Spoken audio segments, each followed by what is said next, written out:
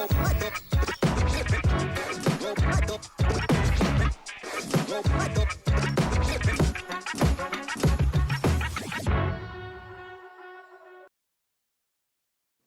afternoon, everybody, or good morning if you're out on the West Coast. We are in the midst of an outstanding football season, and it can only go up from here, right? Last night's game was an absolute travesty between the San Francisco 49ers and the Los Angeles Rams.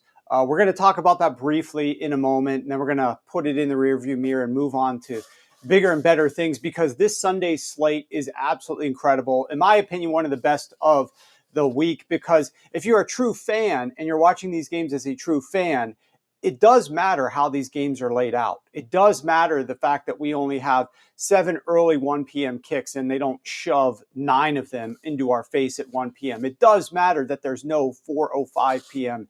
kicks, because you could take a respite, you could take a break, you can maybe reset any of those teaser bets that you lost in the 1 p.m. slate, tied to late game slate. You have some chances to go in and do a little bit of betting prior to the 4:25 if you're the average Joe. And then you got these 5 games at 4:25 that are tremendous and lead right into the evening slate of games. Green Bay Packers going on to take on the Seattle Seahawks. So we're going to be talking about the Sunday slate. It's going to be a great day of football. I'm going to be previewing a little bit about what I think the Baltimore Ravens need to be paying attention to here as they get into their game against the New York Giants, and a key factor in that game that they need to be aware of. I'm sure they are, but if they don't focus on it, we're going to rip them surely coming out of that game. In addition, we're going to Ryan McCrystal's best bets for college football. A little bit different now, right? The regular season is over. The championship season is over. It is bowl season. So not only are we going to be talking about some of the early bowl games with Ryan coming up momentarily, but we are also going to be discussing his thoughts on bowl pick'em strategy. There's lots of bowl pick'em contests out there that you could participate in and try to win a little bit of loot while you're picking the games, the outright winners of these bowl games. What's the optimal strategy, especially as it relates to confidence points? Not only is he going to be talking a little bit about that, we hired him to write an in-depth article on it up on sharpfootballanalysis.com. So you can go to the website and read all about bowl pick'em strategy, how to optimally win a bowl pick'em utilizing confidence points, etc.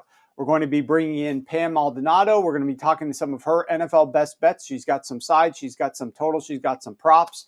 And of course, we're going to get to my longest props that are on a just having a great season. We're 18-9. That's 67% on the year. Looking forward to that. As a reminder, if you have not done so already, head over to the Sharp Football Analysis YouTube. Search Sharp Football Analysis on YouTube. That's our home. We started it this season. That's where you can find me every single Tuesday and Friday live at noon Eastern. Set an alarm, subscribe to the channel, give us a thumbs up, and jump into the chat. Love to see you guys in the chat with everybody talking about some of the upcoming games, interacting with me, asking some questions. I'll try to get to a lot of the different questions as well. So thank you for all the regulars that are in the show feed. Exile, of course, Tyler, Sean. How did the tree go? Oh, the tree. Okay, so might as well say I am pleasantly surprised after Tuesday's show. I told you guys I had a task I needed to do. I need to go handle with the chainsaw a dead tree that had fallen out front. I guess I could be a lumberjack. If this doesn't work out for me, I could switch over to a lumberjack. Took care of the tree. It's hard work. It's great exercise. My hamstrings were screaming. I was expecting my back to be messed up. I was expecting my back to be sore from all the bending over. It actually was because the tree is laying on the ground. You have to bend over to use your chainsaw. I was expecting the back. No, it was the hamstrings that were screaming at me. But those are fine now. Recovered very quickly. Didn't spend any moments on the injured reserve or anything. Absolutely, Tom. Thank you. Get on the like button there, guys, and everybody. We're going to get started here right now. So let's get to the first topic.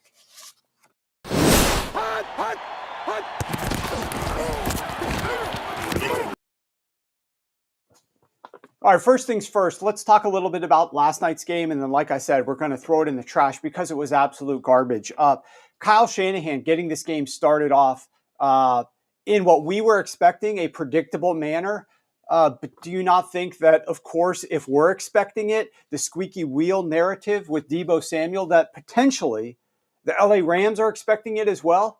I mean, Deebo naturally dropped a couple of passes that he should have caught, but that's what happens when you're targeting a guy who has dropped a lot of passes this season, who is not the best player on your team right now, who is not the most impactful player. If you're going to be throwing the football, you need to be getting it to the guys that truly have edges over the defense and have been helping you win games this year.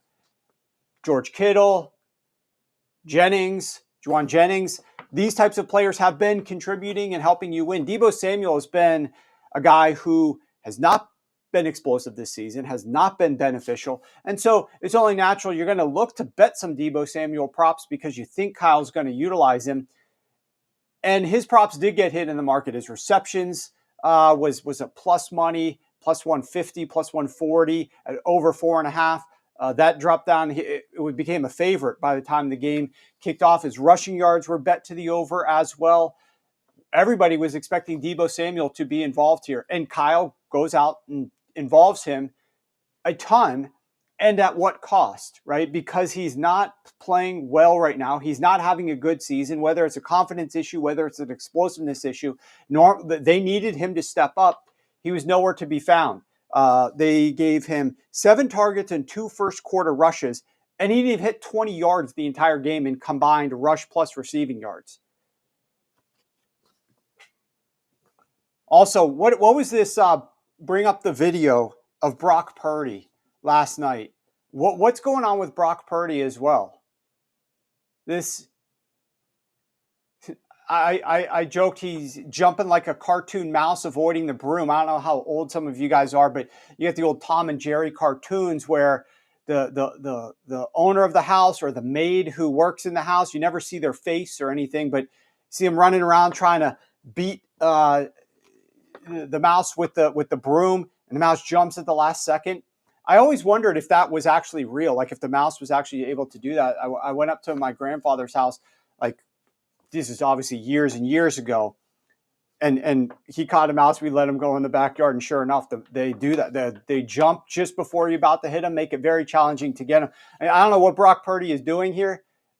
He certainly does not look like the type of quarterback right now that you're going to want to devote a ton of money to. So lots of questions for the 49ers. Then, of course, you have Devondre Campbell, who pulls a Vontae Davis, who pulls a Antonio Brown, and just quits middle of the game. Just absolutely quits. I mean, I don't know, again, I don't know how many of you guys remember the Vontae Davis, if you were watching football there, when he was playing for the Buffalo Bills, just retired at halftime. He said, "I'm not coming back out."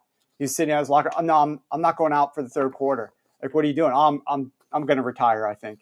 He just retires right there at halftime.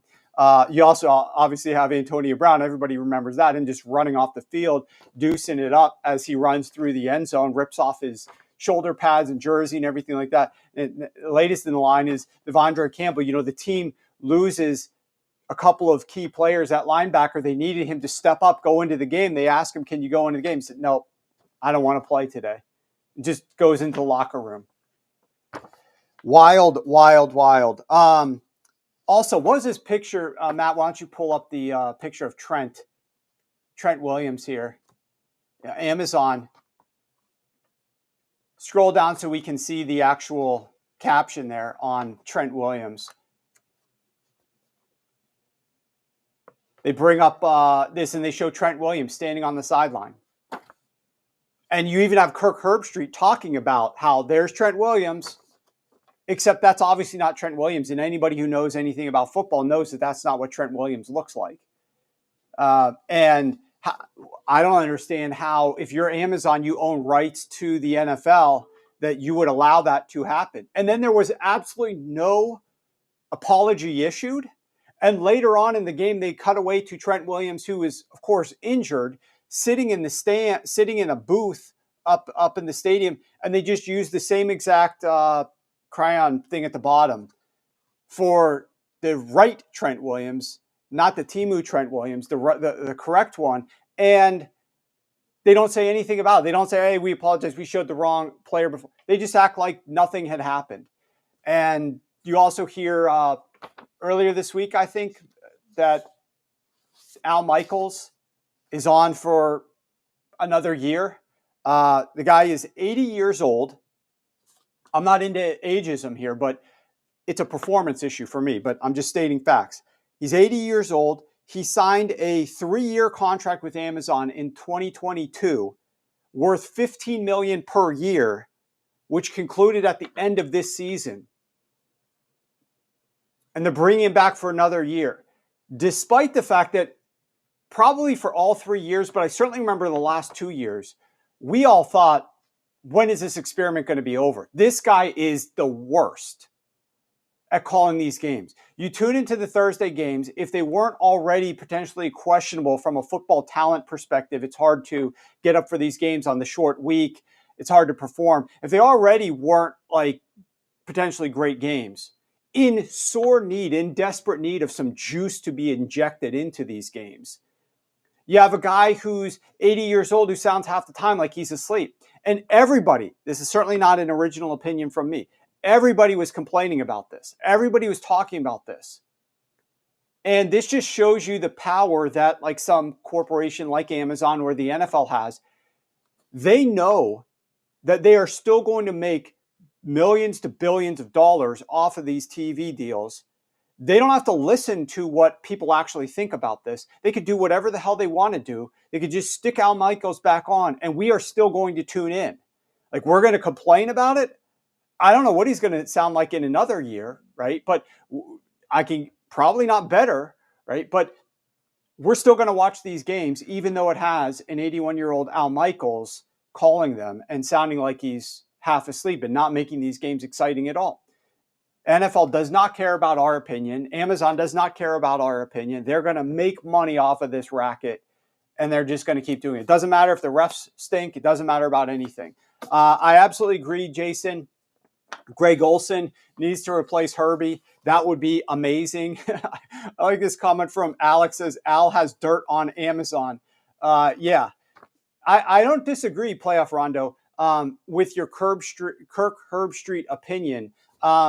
Herbie's fine in college. I don't think in the NFL it works. And the pairing of Herbie with Al is just snooze material. I joked last night that they don't need you don't need to go see a sleep therapist and get Ambien or over-the-counter melatonin. All you need is to just have the person give you the first quarter tape of last night's game with punt, punt, punt, punt, punt, Al Michaels narrating the punt fest in the rain. That's all you need. You'll fall asleep. By the end of that first quarter, you just put it on, what do you call it? Give you like the video of it. He'll like send it to you in an email. This is my prescription for you tonight. Try something a little bit different. Turn off the white noise machine. Don't take the melatonin. I just want you to watch the first quarter of the 49ers-Rams game is narrated by Al Michaels. And that would work. That would get so many positive results for so many people around the world. I can guarantee it. All right, let's go to the next topic.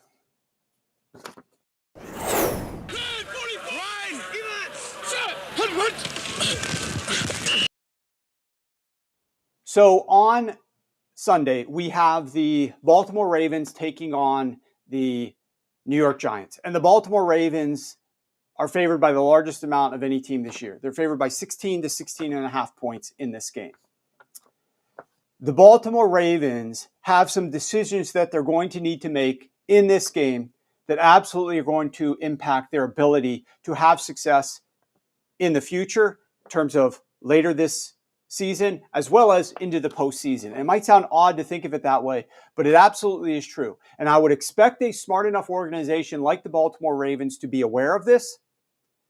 And if they don't, and if they make some mistakes, it could absolutely impact their ability to win everything down the stretch. And that is, they need to be smart with Derrick Henry in this game. We all know how much of an impact Derrick Henry makes for the Baltimore Ravens. And yet, when the Ravens are leading by 14 plus points in the second half of games, they have given 80% of their rushing attempts to Derrick Henry. That absolutely cannot happen in this game. It cannot happen in this game. And the reason is this. The Baltimore Ravens are off of their bye. They do not have another bye. No team does until the postseason. And they will not earn a first-round bye. So if they're going to be playing and making it to the Super Bowl, winning in the conference championships potentially, best case scenario for them, I think that's 7 straight weeks of football where they will not have a single break in between. They are not going to get another opportunity to be a 16.5-point favorite against the New York Giants. And particularly because this New York Giants team is not going to be one of those teams like potentially the Miami Dolphins have done to the Ravens before, or like a Green Bay Packers team could potentially do, with a great quarterback and a good wide receiving core that could get back into a game late. This is a New York Giants team led by Tommy DeVito, with many backups, riding an 8-game losing streak with sole possession right now of the number 1 overall draft pick. They are not going to be in condition of any kind to mount a late game comeback against the Baltimore Ravens. In addition to that, you need to secure the win first and foremost. You are about to embark on something that the NFL has not made teams do in years, and that is 3 games in 10 days to almost close out the regular season. You got this game on Sunday against the New York Giants. Then on Saturday, on a short week, you have to play the Pittsburgh Steelers. A very difficult game, a team that you have not had a lot of success against whatsoever, the Pittsburgh Steelers. And then you have to turn around on a Wednesday and take on the Houston Texans. Christmas Day game in Houston. Note that I say in Houston. That's a short week game, a very short game from Saturday to Wednesday. It's the same as a Sunday to Thursday game, but you're the road team as well, so you have to factor in travel. That will not be easy at all. That's going to wear down these players, especially a running back like Derrick Henry. You cannot utilize Derrick Henry to run the football at an 80% of your runs up 14 points in the second half like you have done earlier on in the season. You must get Justice Hill involved in this game to preserve Derrick Henry's fitness, health, and ability to start the game fast against the Pittsburgh Steelers on a short week on Saturday. The other thing that's unique about the way that their games are spaced here, this upcoming, this 3 and 10, is that they are road, home, road.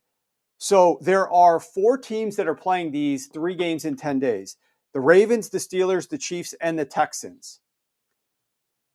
Obviously, 2 of those teams get to play at home on the shortest rest of all, which is next Wednesday, 2 Wednesdays from now on Christmas Day, which are the Pittsburgh Steelers and the Houston Texans. Those 2 teams get the home games. Much easier for them. The 2 teams that are going on the road are the Chiefs and the Baltimore Ravens. More difficult for them, that short week road game. We've already heard Patrick Mahomes come out and say, this is annoying, this is ridiculous that we have to go on the road and play on a short week on a Wednesday game on Christmas Day. He's not in favor of it.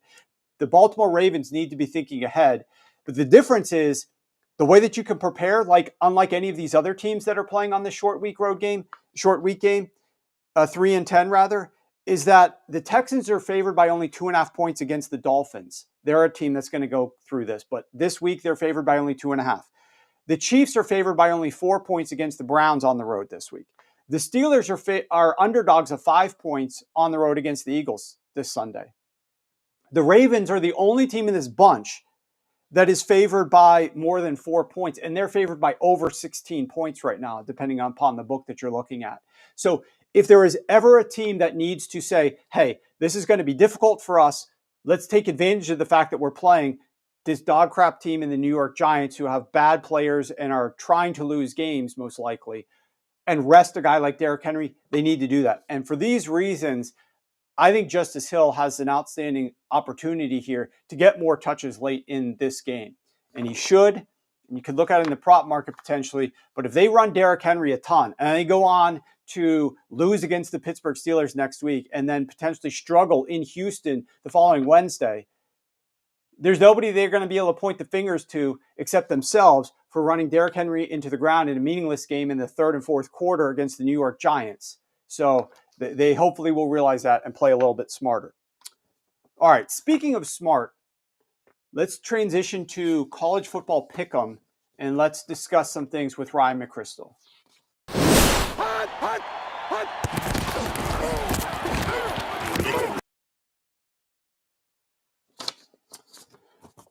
All right, so let's bring in our college football expert, Ryan McCrystal. We've got a ton of things to discuss with you, Ryan. First, we're going to be talking a little bit about bowl pick'em strategy. You've got an outstanding article up right now at Sharp Football Analysis where you're going to be walking through a bowl pick'em contest, picking the winners of every single bowl game outright. So if we could show the way that this article is set up here, if you scroll to the top of this article, you can see we've got, you can just search for it, search for bowl game pick'em at Sharp Football. And you can scroll, Matt, if you can scroll to the top of this thing so people can see what they're going to get when they go there. All right, search for college bowl game predictions. You're going to be able to find this article. It's going to be one of the first ones that'll pop up on Google, is my guess. You can scroll down. He's going to go through pick'em thoughts on some of these games. We're going to dive into some of the early games here momentarily that are going to be played between now and next Friday's show where we come back. But in addition to this, we also have some strategy talk. So if you want to scroll down that section, and I'll just turn the table over to you, Ryan. You've written a lot on the website about strategies for bowl pick'em contests and the most optimal way to play these with confidence points. Why don't you tell the listeners a little bit about what they should be paying most attention to and how they should be going about organizing their contests in order to give themselves the best chance of winning? Yeah, there's a few key strategies I think you want to have when you're playing these pools. The first is just the type of pool that you join. In this era of opt-outs and transfer portals and whatnot, make sure you're in a pool that allows you to adjust your picks. If you're playing in any online pool, at any of the various websites that set it up, most of the time you'll have a rolling deadline where each game locks at that point, at kickoff of that game. More than ever, you need to be in that type of pool because there's going to be opt-outs the day of that we weren't expecting. And so being able to adjust on the fly is important. You might want to adjust your confidence points in the game, or you might want to actually flip the pick altogether if suddenly 8 guys are out. Like, remember last year in that Ohio State game, all of a sudden, basically everybody on Ohio State opted out. A lot of them were kind of last minute decisions there. And so that stuff can happen. So make sure you're in a pool that's flexible and allows you to make some last minute picks. Secondly, at least at the start of bowl season, just pick winners. Don't get cute and try to pick upsets and try to strategize, picking a game that you don't think a lot of people are going to be on a certain team because they're heavily favored. Just pick winners at the beginning. There are going to be a ton of upsets, but it is so freaking hard to decide where the upsets are going to come from because some of your highest point value confidence points that everybody's on are going to be upsets. And it's so hard to guess who, because of the opt-outs, because of different motivation factors for different teams. So at least at the beginning, start out going relatively chalk. Don't pick somebody to pull off, a 14-point upset or something like that, because nobody is good at predicting that in bowl season. Now, later on, if you've lost a couple of your high confidence point games and you need to make up ground, if you're in one of those pools that allows you to adjust, that's where that can be beneficial. Because then later on, if you need to pick some upsets, then you can. But I don't like starting bowl season by trying to pick those upsets just because it is so hard. Every single game has upset potential no matter what the spread is, because just there are so many factors that go in to how teams are approaching these games. Now, as far as setting up confidence points in this particular season, more than ever, I think you want to be strategic about where you lay out your confidence points early on, because the playoff is included in these bowl pools. So there are matchups later on in bowl season that we don't even know who's going to play. Like even in the second round, we don't know who's going to play against Boise State, Georgia, Oregon, etc. So you want to give yourself some room to adjust depending on what those matchups is. So don't go at the beginning in the early bowl games. Don't use all of your high confidence points or all of your low confidence points on the early bowl games, because you want to give yourself room in all the different types of tiers of confidence points values to sort of set yourself up to adjust later on. For example, let's say Texas beats Clemson in the first round. They're going to play Arizona State, and that is a fantastic matchup for Clemson. I would want to spend a very high confidence point value, something like 45 confidence points on Texas against Arizona State in the second round. But, upsets happen. Maybe Clemson pulls off that upset in the first round. I'm certainly not going to pick it to happen, but if it does, you want to have the ability to adjust. Now, because that becomes a good matchup for Arizona State in the second round then, but not 45 points good. I would want to spend like 20 points on that matchup. So that's a really huge swing in that second round game with Arizona State, depending on who wins that first matchup. So just make sure that when the playoffs roll around, you have a lot of options, from the single digits all the way up to 40 points, to adjust those games based on what the matchup actually ends up becoming. So just having that flexibility in those bowl pools, like I was saying at the beginning, the ability to change your confidence points throughout right up to the last minute, it's really critical more than ever this season because of the playoff system. All right, well, that's good information, Ryan. Let's dive into one of the first games on deck here. We've got the South Alabama versus Western Michigan game in the IS4S Salute to Veterans Bowl at historic Crampton Bowl in Montgomery, Alabama, 9 p.m. on Saturday. Make sure everybody stays up to watch the IS4S. Big game here on Saturday night to get bowl season underway. The Jaguars are spearheaded by wide receiver Jamal Pritchett, and they've got a great offensive scheme. They're off of a loss. Western Michigan secured bowl eligibility with a win over Eastern Michigan. They had been on a 3-game losing streak. Both these teams sit at 6-6. What is your pick here from an outright perspective, from a bowl pick and how many confidence points are you planning on using on this one? Yeah, South Alabama is favored heavily in this game. I think the spread's 8.5 last I saw. I'm definitely picking South Alabama. Like I said, you don't want to pick crazy upsets at the beginning of bowl season. I'm not putting a ton of confidence points on it, though. And I wanted to talk about this game specifically as one of the early matchups that you got to be careful for. Because South Alabama, they're going to lose their starting running back, Fluff Bothwell, who had a fantastic season. He's in the transfer portal. You'll probably see him starting for an SEC team next year. That's a huge loss. They also might be without their starting quarterback, Gio Lopez, another freshman who had an awesome year for them. He recently announced that he's going to stay. So that's a big deal that he's going to stay in the South Alabama program. But he was injured in the final game. So we do not know whether or not he is going in this game or not. So that has the potential to be a huge loss.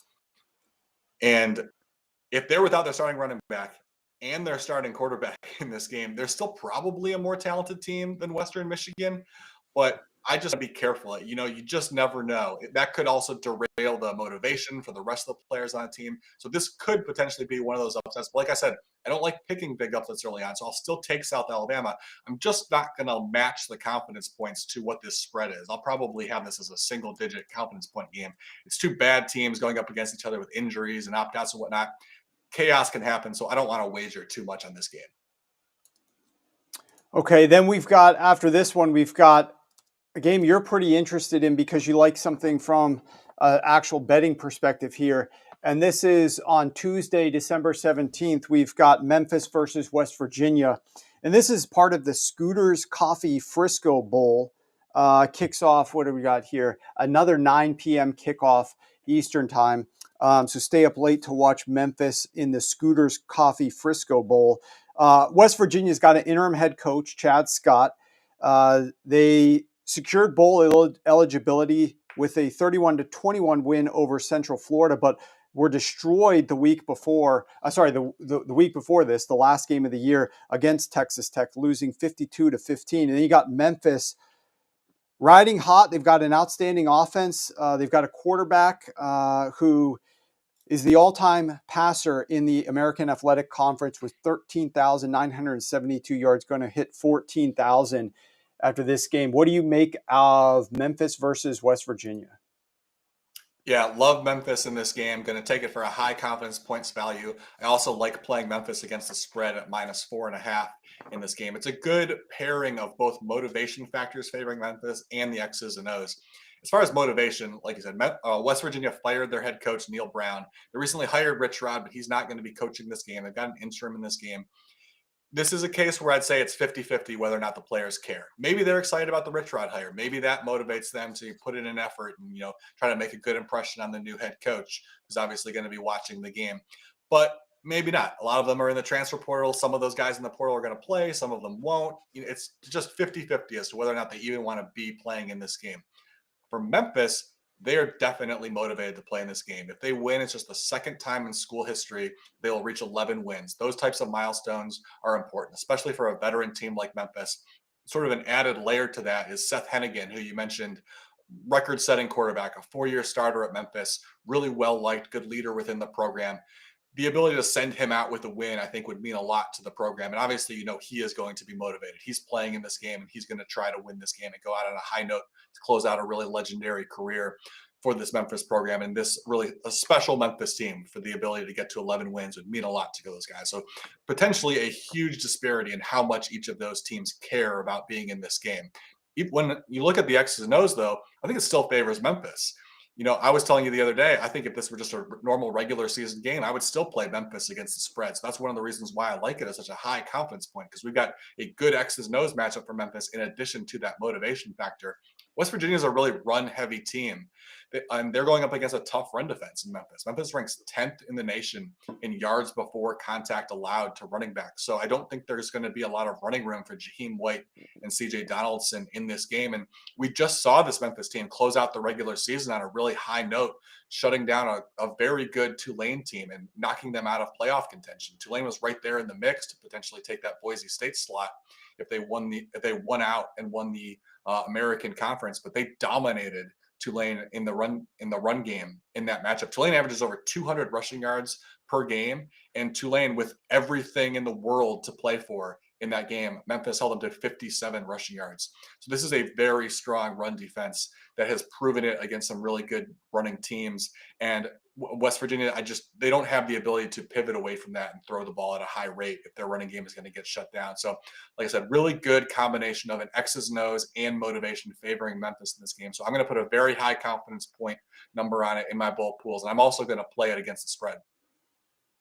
So there you go. You can see on the screen to your left as you're staring at your YouTube, you can see that Ryan has 41 to 45 point range in confidence pool for Memphis. We're going to conclude this. And keep in mind, you guys can go through Ryan's article and look at all of his picks and all of his confidence points. It's up at sharpfootballanalysis.com right now.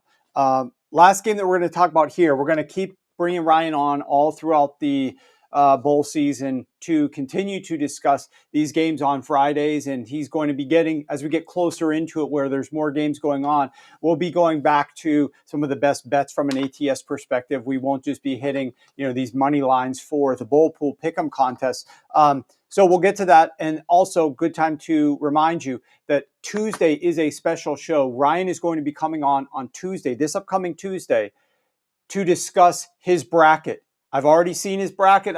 He's revealed his bracket to us behind the scenes.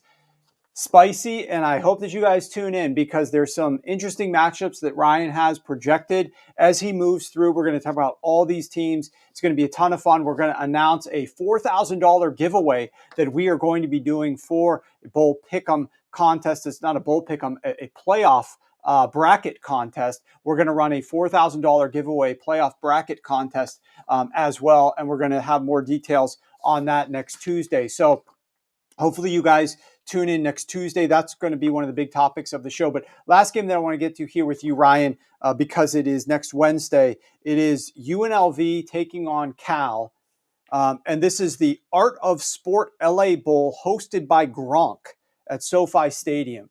Say that fast 10 times. But Gronk's bowl here, we've got UNLV versus Cal. Cal got destroyed by SMU, concluding their regular season in their inaugural in the ACC. And then UNLV, they obviously went and lost in the MAC championship game, the Mountain West championship game to Boise State, who are in the playoffs. And they ended the season with a 10-3 record. Your bowl pick'em as you taking UNLV. What do you like about them in this matchup, and how many confidence points are you putting on this one? Yeah, I wanted to talk about this game because I'm actually taking an underdog here, although it's only, I think, a 1.5 point spread. I like UNLV because I think that Cal might be kind of demoralized by the fact that their quarterback, Fernando Mendoza, has entered the transfer portal.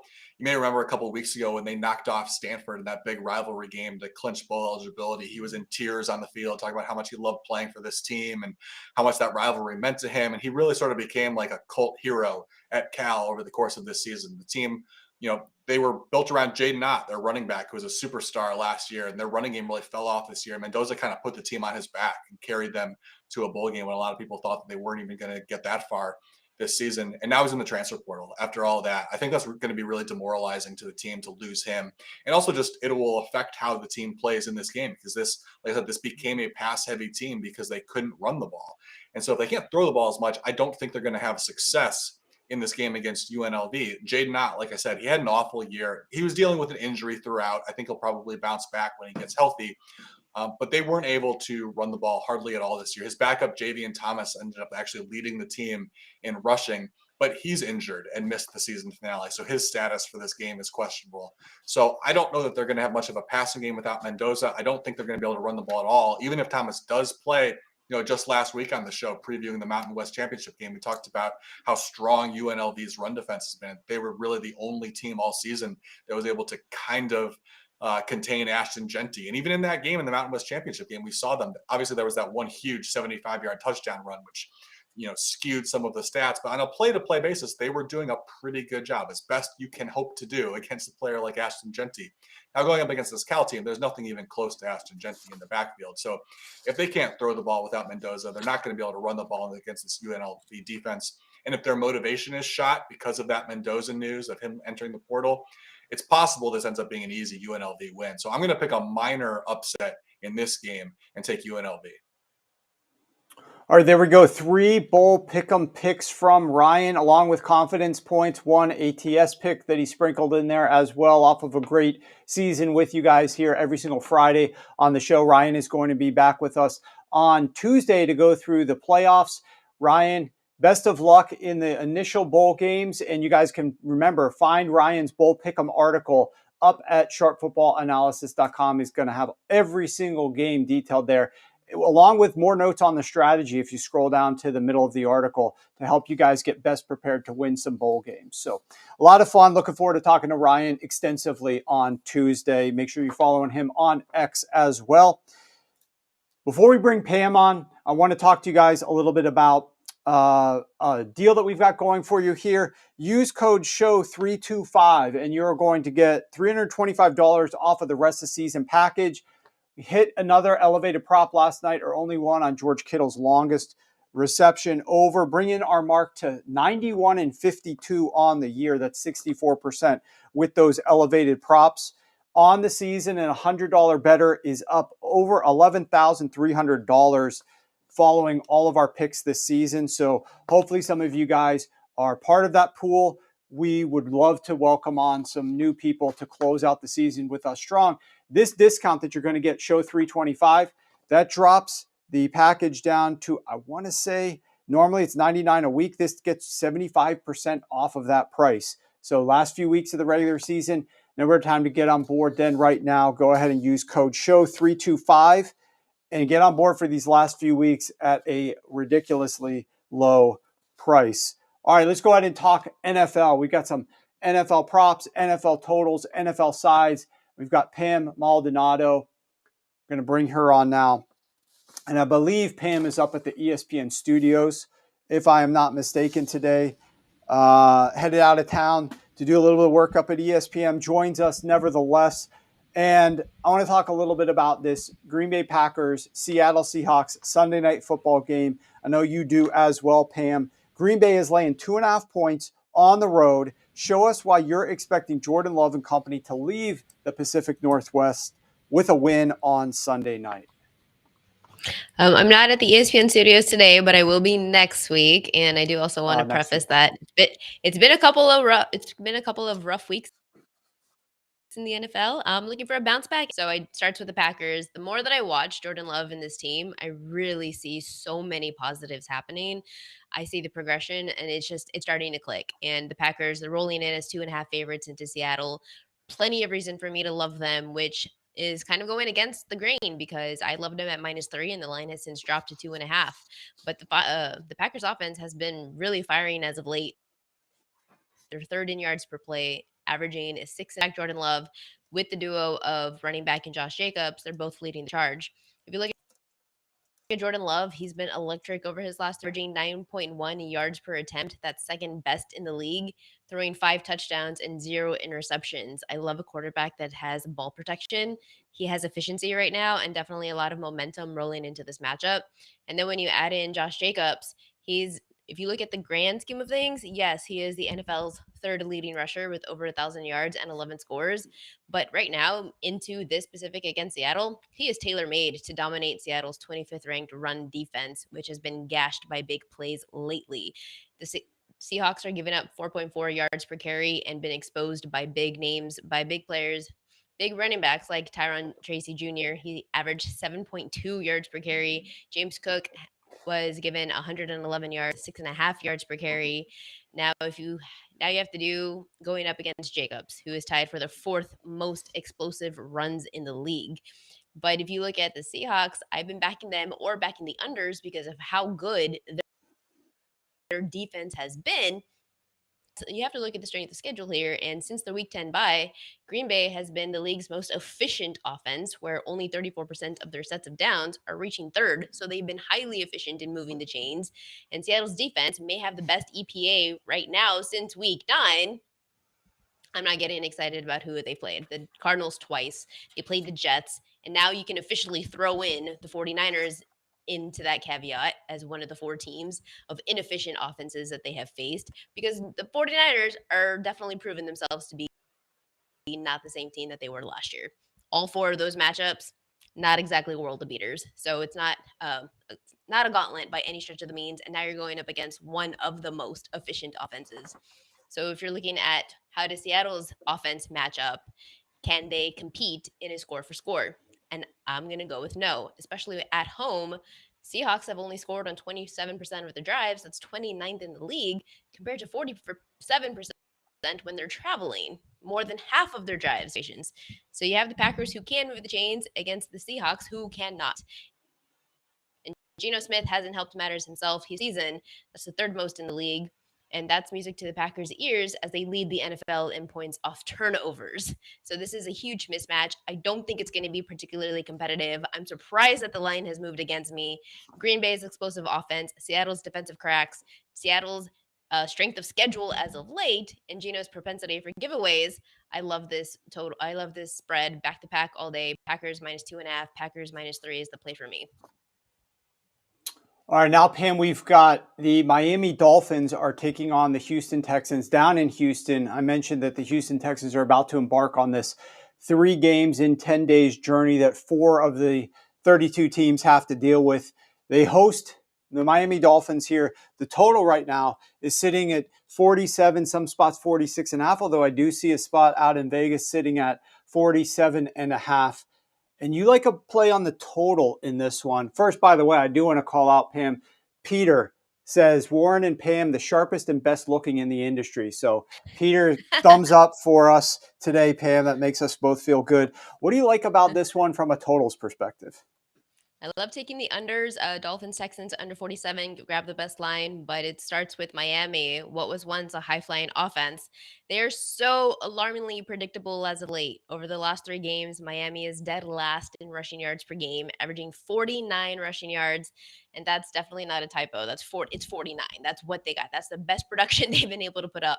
The ground game has just fallen apart as of late, and now you're forced into Tua Tagovailoa higher offensive load. He's averaged over 40 pass attempts per game during that stretch. When you become so predictable, you become easier to defend. When you're so pass heavy, that becomes a problem against a Texans defense, a Texans secondary that's been lights out. They bottled up Josh Allen to 131 passing yards. They forced 5 interceptions against Jared Goff. Still lost that game, which is crazy. But it's like the kicker is that Houston allows, it's not just the secondary, 22% of their passing plays has gained 10 plus yards. They are stopping quarterbacks. And when you are so pass heavy, it's the killer, being predictable in the NFL.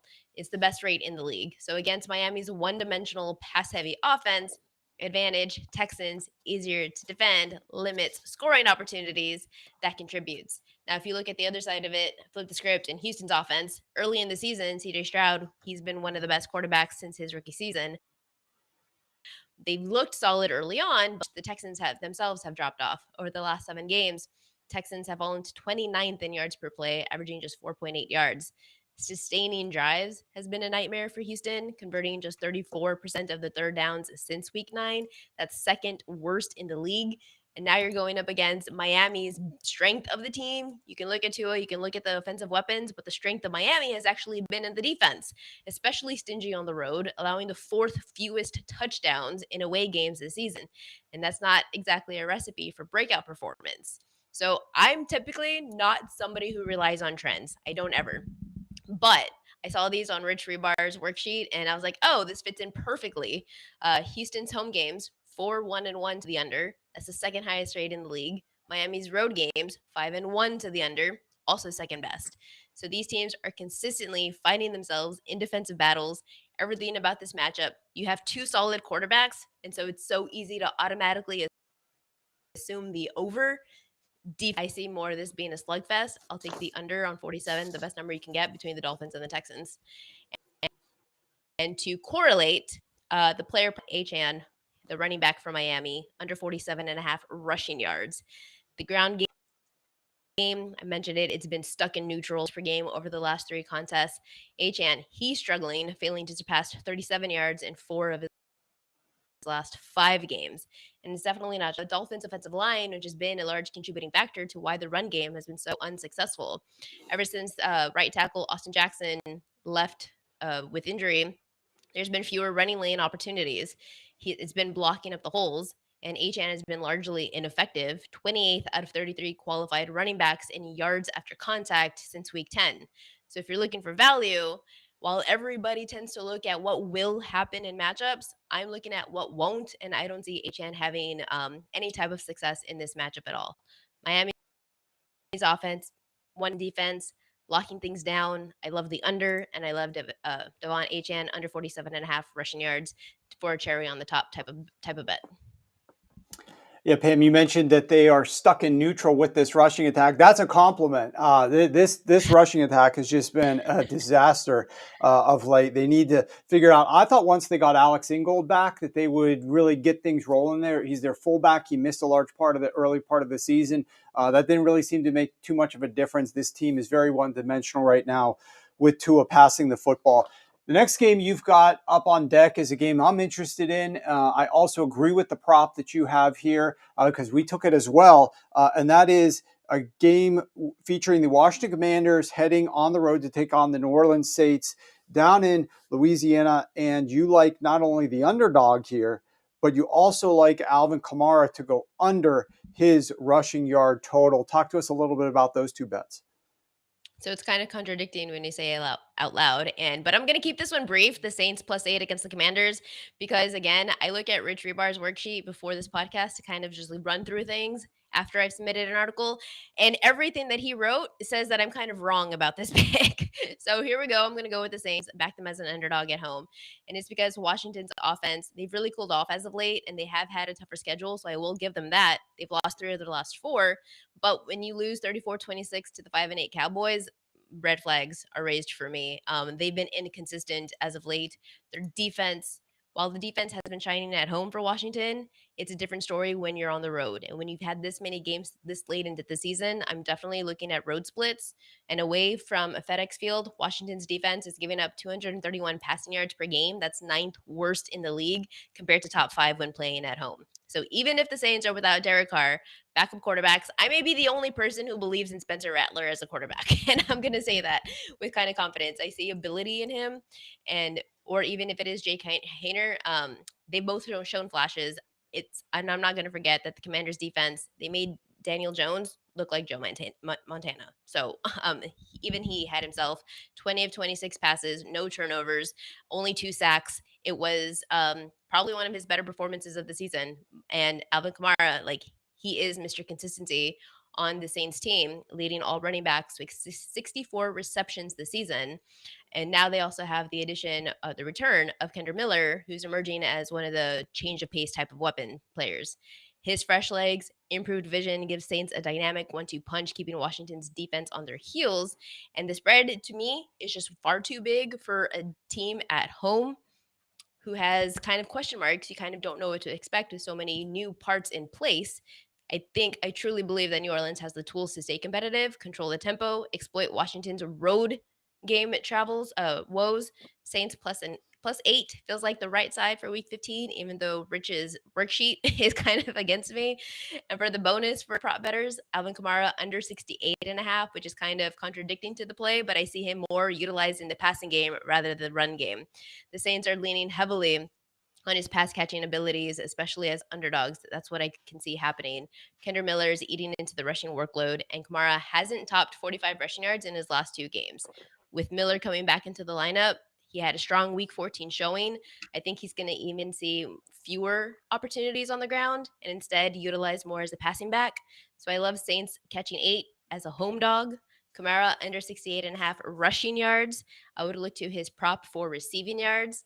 And even if Rich's worksheet says otherwise, I'm sticking to my gut with this one. So let's see how it plays out.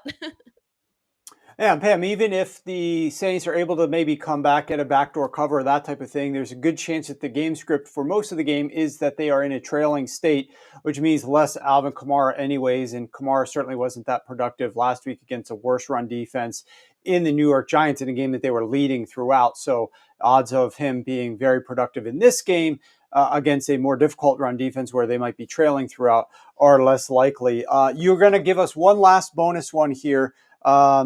Then you got a future to come, but you like the total in this Chiefs-Browns game, which has been dropping throughout the course of the week. So my advice is keep letting this baby fall a little bit here. It's down to 42.5 at Westgate. I'm looking at my odds screen right now. There's some 43s out there. The reason is because of the weather. And also, I additionally think that after people watched last night's game and saw just a little bit of rain. There wasn't even any wind, and it was like a little bit of rain, and I felt like I was watching The Wizard of Oz where the witch is just melting there. These quarterbacks could not handle a little bit of precipitation. The offensive-minded coaches went into a shell and just called a bunch of runs.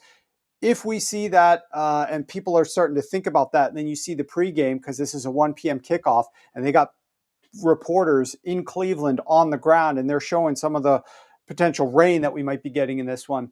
It's potentially likely to see this total continue to drop. So presuming that your advice is wait till this gets as low as possible, what are some upsides to this game that you could see it potentially sneaking over that total? Yeah, I like over Chiefs and Browns over 45. You mentioned the 2.5. I see defensive lapses, a healthy dose of unpredictability, and the potential for even in the rain conditions, the potential for offensive firepower. DeAndre Hopkins has emerged as one of the key weapons for Mahomes, and we know how when Mahomes has a receiver too, Hopkins has racked up 18 targets over the last 2 games, and he's really primed here. Weather conditions assume, I mean, we still have a couple of days, but the Brown secondary is giving up 16 yards per catch. That's dead last in the league. So for an over, it does take 2 to tango, and I'm not going to count out Cleveland because Jameis Winston, you really, truly never know what you're going to get with him. He's either going to have multiple touchdowns or multiple touchdowns to the other team. But he does have his type of style means big plays, but it also means big mistakes. He's averaging a league high 43 pass attempts per game, thrown 9 interceptions. 2 of them have been pick sixes. So that's instant points on the board one way or another. And looking at the defenses of Kansas City's defense has dropped from 10th in EPA per play this season down to 31st in the last 6 games, which is largely contributing as to why they are not covering spreads. And let's not forget, Mahomes himself has 11 interceptions this season, which has led directly to 33 opponent. Cleveland has also shown that they can keep pace, staying competitive. They played really high competitive, high scoring games, offensive games against the Broncos, against the set it all up for me. Explosive offenses, leaky defenses, plenty of playmaking. I see a recipe for an over, weather pending. I think there's for even 42.5 to grab the over. Yeah, so I'm looking at the weather forecast right now, Pam, and according to my app, we're going to see a lot of the rain in the morning. We might see a little bit of rain during the course of the game. We're going to see winds about 16 to 17 miles per hour with gusts upwards of 24. So I still think this total has a little bit room to drop here with people coming in on the under, especially with some of these books sitting at 43, which is a relatively key number. I think and a 43.5 out west that we might see a little bit more under money come in. real quick, you've got a future bet that you like. Why don't you tell us a little bit about this one future you've got? I love the Steelers under 11.5 wins at plus money for plus 100. They're sitting at 10-3 right now, and Mike Tomlin, one of the best coaches, clearly, and this team is clicking. But their record, 10-3 right now. To get to 12 wins, it is a minefield in their upcoming schedule. It is a gauntlet. First, they head to Philadelphia this weekend as 5.5-point underdogs. That's a city that they have not won since 1965. 10 straight losses in the city of brotherly love. Against the 11-2 Eagles, I really don't see an upset happening because the Eagles themselves are doing really well. And you've got the Chiefs, and then you've got the Ravens in Baltimore. That's a hostile environment. You were talking about that at the top of the show. Pittsburgh is going to be underdogs again. Baltimore is fighting for the AFC North.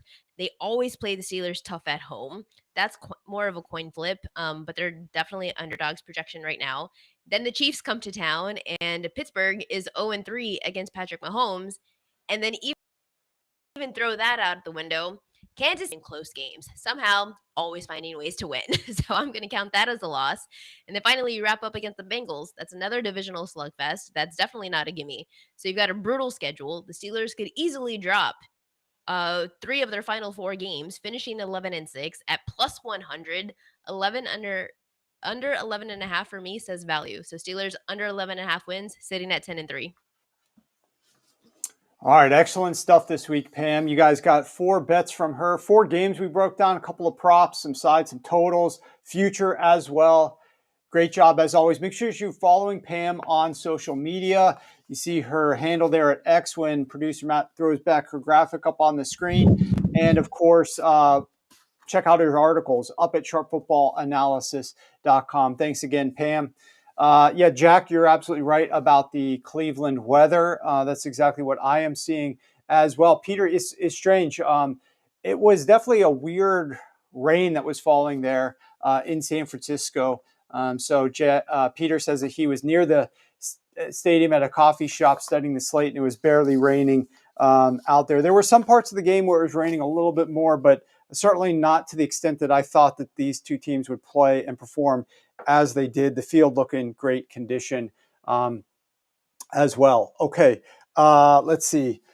We're going to bring Joe on, and let's talk about a couple of games right now. So why don't we dig right into it? Joe, welcome into the Sharp Football Show. You're going to be hitting us with 2 games. Let's start with the biggest game of the afternoon. I think one of the ones that most everybody is looking forward to, and that is Josh Allen versus Jared Goff, the Detroit Lions taking on the Buffalo Bills. You've got Adrian Hill on the call for this one. What do you make of this game in terms of the official Adrian Hill, how he is going to impact the performance of these two teams and the outcome of this game? Yes, this may be a, what do you think, potential Super Bowl preview? What are the percentages of that, do you think? Well, I don't know the exact percentages of these two teams meeting up again, but I certainly think that this is as good of any game that's a regular season game that has a chance to be a foreshadowing of the playoff game, especially when you think about a team is going to have to take on the Kansas City Chiefs, likely in Kansas City. Which of those AFC teams are built to do that? Buffalo's already shown that they can beat them. They beat them this year already. And then you've got the Detroit Lions with, of course, the best record in the NFC. First round bye likely to come for them. So certainly I think that these two teams are well suited to do that. Yeah, so here's an interesting bit of trivia, really useless trivia, but I'll put it out there nonetheless. This will be the Bills' second game at Ford Field with Adrian Hill. The previous game with Hill officiating was actually a home game for Buffalo. This is back in 2022 when they got snowstormed out at Landmark Field or whatever they call it in Buffalo. Yep. And they moved the game to Detroit. So it was a home game for the Bills, hosting the Browns as a 7-point favorite, and they won and covered 31-23. The interesting part is that game was played the week before Thanksgiving. It just happened to be that Thanksgiving, Buffalo played at Detroit. So they played back-to-back games at Ford Field. One is a home team, one is the road team, obviously. And that was the last time these two teams actually met, and it was a 28-25 Buffalo win. And that's when Detroit was really just starting to come on as a team. They really didn't understand how to win or know how to win. They had an opportunity, but they blew it. So here we go. 2 years later, this is the next time they've met up on Sunday. So let's get to some of the stuff with Hill. Here's some things to look for. They're ranked third in offensive holding penalties per game. That's not a major issue for either team. So it's one of those situations where something has to give. These guys are going to look to call it, but these teams are pretty good at avoiding those penalties. This is a big one here. This is more on the perimeter of the field. The Adrian Hill crew, they rank in the top 5 for offensive pass interference and defensive pass interference. So they're looking on both sides of the ball there to sort of throw these flags. And so I think that's going to come into play at some point on Sunday. The Lions, and I've mentioned this before, they're number 1 at surrendering automatic first downs via penalty, and it makes sense. They play from in front so much that teams are going to throw more, and then you get more penalties as a result of that. But the Bills have actually been pretty good at generating defensive pass interference penalties. They rank middle of the pack, and I'm not sure what their game plan is here on Sunday. But if they throw with this crew against that defense that's susceptible, there's an opportunity there to make some big plays. Terry and Arnold, he's a defensive penalty waiting to happen. And Adrian Hill officiated a Lions game week 1 against the Rams, and they were called 3 times for defensive pass interference that game. So with this crew and that secondary, the Bills are going to have an opportunity here to go out there and get those big plays, get the free yardage. And it's often deflating for the defense when you give up those big penalties, especially on third down. You've held them first down, second down. It's a 3rd and 6. You throw it 20 yards downfield, boom, there's the flag. So keep an eye on that. Another thing here, Hill. This is interesting. 53, 40, and 1 to the under in his career. So 57% to the under, 7 and 5 to the under this season. His games are only averaging 40 points. Now, I don't see this one staying at 40. I don't know how each team's going to approach it, but I think it's going to be more of a run-first type game.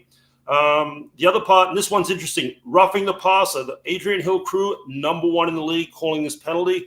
And this is an interesting stat. No quarterback, no team, no quarterback has been the beneficiary of more roughing the passer penalties than Jared Goff and the Detroit Lions since 2021. That's his first season in Detroit. And Buffalo's also been an above-average beneficiary of roughing the passer penalties. Josh Allen ranked number 1 last season. I think it was 8 or 9 penalties he got for roughing the passer, or as a beneficiary of roughing the passer. So as far as the teams, as far as the side goes, I lean to Buffalo, but it's not a strong opinion. It's just a good game. I want to watch it, and I hope it's just a really entertaining game.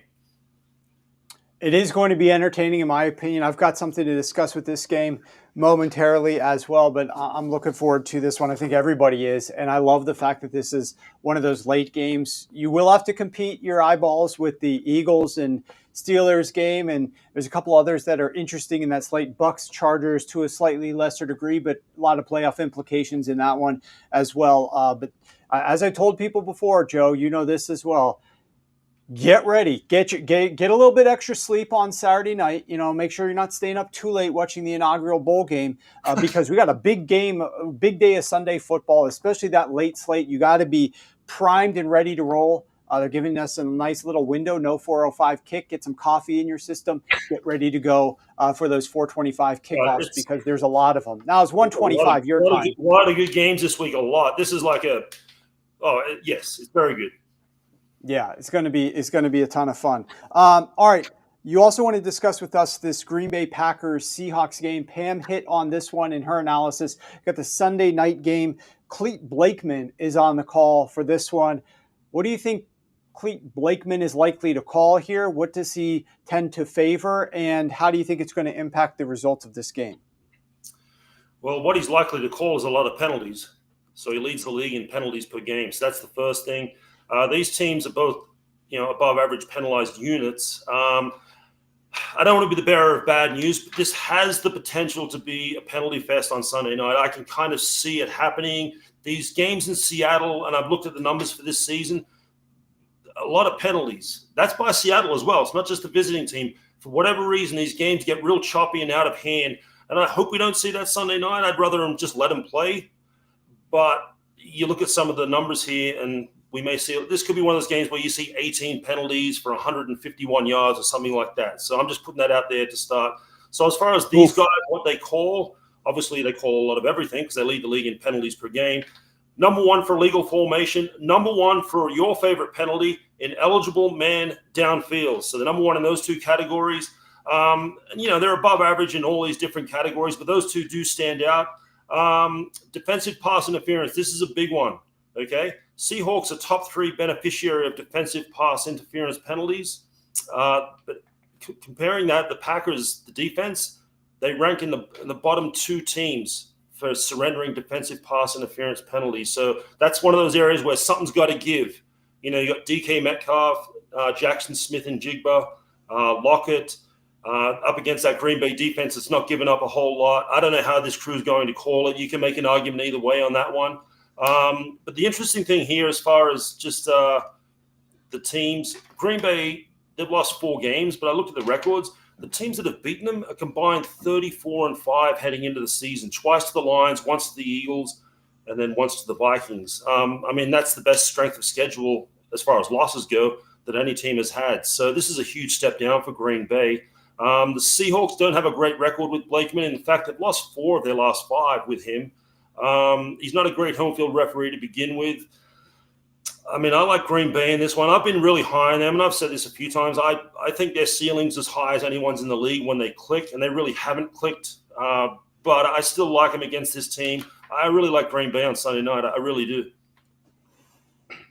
What the Green Bay Packers, I talked about this on the Tuesday show, they've got to get Jordan Love going a little bit faster, get him settled in from a passing attack, especially against a team like the Seattle Seahawks, because they've improved their run defense so much that I fear if you come out this game and start running the football a little bit too much and get a little bit predictable early on, you're going to feed into the Seattle Seahawks defense with Mike McDonald, how they've improved that run defense. So you got to come out, let Jordan Love get comfortable, get set, cook a little bit against this secondary, open up the game, and you might have a little bit more success on the ground as well.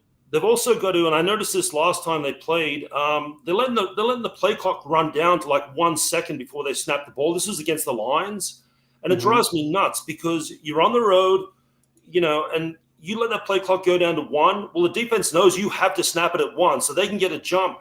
Green Bay needs to start snapping the ball at 5 or 6 seconds, so the defense doesn't know exactly when it's going to be snapped, because you do that in this stadium with that crowd on a Sunday night, it's going to create problems unnecessarily. So I'm going to keep an eye on that early, see if Green Bay snaps the ball with 5 or 6 seconds left as opposed to 1 second.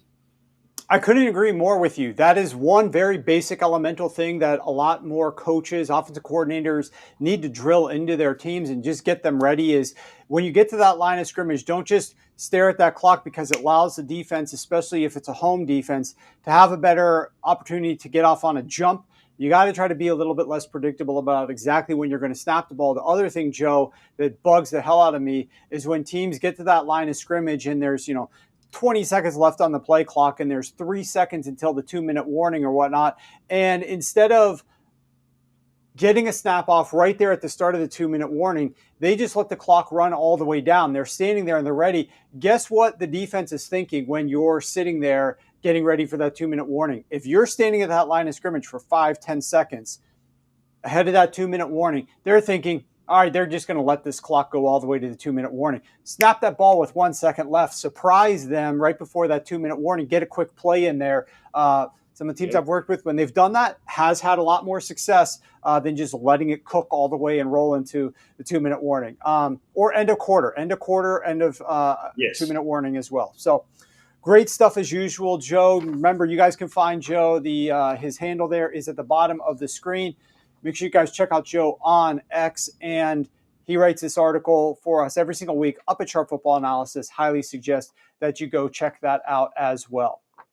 All right, we're going to jump into the longest section right away because we got to get this show on the road. I promised my producer that we would be ending here at 1:15. So we're going to accomplish 2 things with this. Number 1, I'm going to hit you guys with a longest prop bet and some logic on that. Number 2, I'm going to do what I did last week, although I'm not going to wait until Monday afternoon to send it to you. I'm going to get the second bet from the longest prop section in prior to that. And I'm going to send a tweet out when I get this second bet in. So that allows us to hit an end time of 1:15.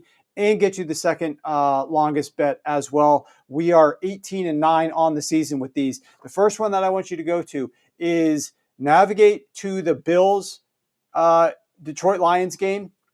It's just previewing this. I just told you we're going to be talking about this in a second. Go in your apps. The best line is at DK or Bet365, or it looks like Bet Online. Slightly worse line at Rivers. Unfortunately, there is no line up that I can see at MGM. Unfortunately, there is no line up that I can see at FanDuel. ESPN is slightly worse, so that's a secondary. If you want to hit these other spots first, then go back to ESPN. We're going to go and look at the rushing props for the Bills-Lions game. We're going to search for Josh Allen, and we're going to look under the longest rush section, and we're going to go over 12.5 longest rush for Josh Allen. It is -120 at DK. It is -120 at Bet365. It is -120 at Bet Online. It is -124 at Rivers. So we're grading at 12.5, -120. What is there to like about Josh Allen rushing in this game? Well, we know that the Detroit Lions play a ton of man coverage. They also have been loading the box and trying to do everything they can with some injuries to slow down the run game. And they're getting some health back along their defensive line.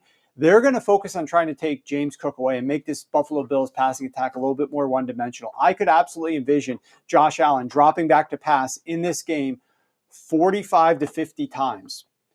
He's not going to be throwing 45 to 50 passes, let me assure you of that. There are going to be plenty of opportunities for him to run the football when he's faced with this type of coverage. A defense that blitzes at one of the highest rates in the NFL and plays a lot of man coverage behind that. What does that mean? You've got a lot of DBs that are turning their backs to the quarterback and trying to chase one of his receivers down the field.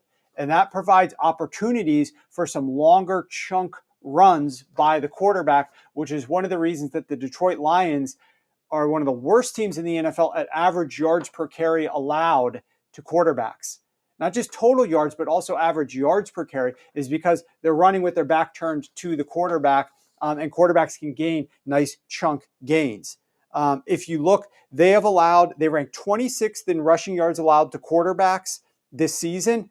This is a scheme thing. Last year, they were 30th, and the year before that, they were dead last. So this is a scheme thing with Aaron Glenn and the way he plays defense. When you blitz a lot and you play a lot of man coverage, you're going to give up some runs to quarterbacks. If you look at Josh Allen, in 4 of the last 5 games, he's had a longest rush of over 13.5 yards. 14 yards, 21 yards, 26 yards, and last week, 30 yards. The only week that he didn't do that is an absolute blowout game against the San Francisco 49ers that they won 35-10 in the snow. He didn't have to run. All he did is turn and hand the football off to his running backs, and they were gaining 15 to 20 yards themselves on those runs. His longest rush there was only 8 yards. He ran it only 3 times in that game. I think he's going to run it more than that. And every single other game that he's had from week 9 onwards, he's topped 13.5 rushing yards as his longest rush attempt. So I think that we're going to get that out of him. And in addition, if you look at the quarterbacks that have gone up against this Detroit Lions defense, the last 3 weeks, Jordan Love topped this number. Caleb Williams topped this number. Anthony Richardson topped this number. The last 3 quarterbacks that they faced all topped this number. Now you got Josh Allen, who runs it more than those guys do, who's better at running it as compared to those guys, in my opinion. More veteran, more experienced, harder to tackle. And if all those guys can do it, I certainly think that Josh Allen's going to be able to do that. Prior to that, you're talking about they're taking on guys like Mac Jones. Hell, Mason Rudolph did this, by the way, back in week 8.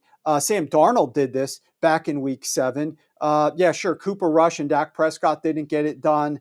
Baker came close. He had a longest of 12 in week 1. Kyler did this as well. So it's not like they're facing all these like Lamar Jackson quarterbacks out there. And those quarterbacks, many of them that they've played, have had a longest of over 12.5 yards. So I really do like that one. I will be coming back. Like I said, we got to wrap the show up. I will be coming back on, maybe it's later today, maybe it's tomorrow, but I will tweet a response to this when I come back with the pick, and I will put it in the comment section of the YouTube show. So if you go to this show on YouTube, Sharp Football Analysis, subscribe to us over there. It will be the comment. I will try to pin it. I couldn't figure out how to pin the comment last time around, but I will make it a comment to the show and I will stick the prop, and then I will tweet that the comment has been posted on the YouTube. And so maybe you want to turn on your notifications for my tweets if you want to make sure that you get in on it right away. These longest props tend not to move a ton,